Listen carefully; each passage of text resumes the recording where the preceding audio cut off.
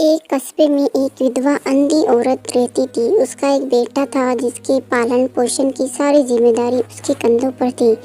वह अपने बेटे को पढ़ा लिखा कर एक बहुत बड़ा आदमी बनाना चाहती थी, इसलिए उसने उसका दाखिला कस्बे के सबसे अच्छे स्कूल में किया।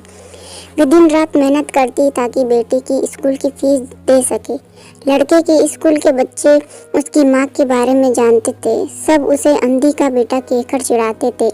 लड़का इससे बहुत परेशान था।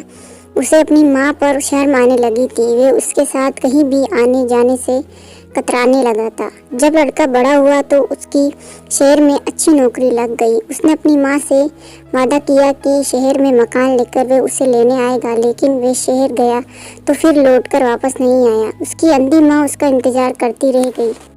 कई महीने बीत गए, लड़की की कोई खबर नहीं आई। अंधी एक दिन उससे रहा नहीं गया और वे बेटे से मिलने शहर पहुंच गई। पूछते पूछते वे बेटे के ऑफिस पहुंची। वहां सिक्योरिटी गार्ड ने उसे रोक दिया।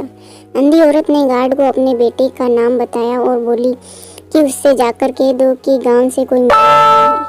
गार्ड ने जाकर उसके बेटे को बताया। बेटे ने ऑफिस की खिड़की से देखा तो उसे अपनी माँ गेट के बाहर खड़ी नजर आई। वह ऑफिस में सबके सामने अपनी माँ की वजह से शर्मिंदा नहीं होना चाहता था।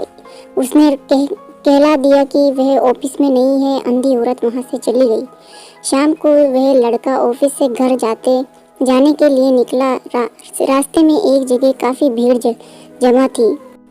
वह अपनी गाड़ी रोककर भीड़ के पास पहुंचा और बीच सड़क में अपनी माँ को मरा पाया। उसके हाथ में एक चिट्ठी थी जिसमें लिखा था, बेटा बड़े दिन हो गए थे, तेरी कोई खबर नहीं मिली। चिंता हो रही थी इसलिए तुझसे मिलने चली आई।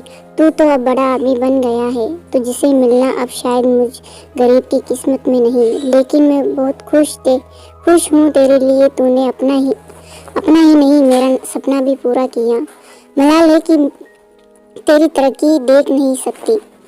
काश बचपन में तेरी आंखों में सरिया ना घुसा होता और मुझे तुम्हें अपनी आंखें ना देनी पड़ती, तो तेरी तरक्की अपनी आंखों से देखकर सुकून से मरती।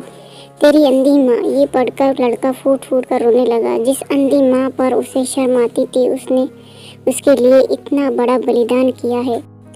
वह आत्मग्लानि से भर उठा और जिंदगी भर खुद को माफ नहीं कर पाया। दोस्तों, माता पिता अपने बच्चों के लिए अपना सर्वोच्च निछावर कर देते हैं। उनका हमेशा सम्मान करना चाहिए। Thanks for watching.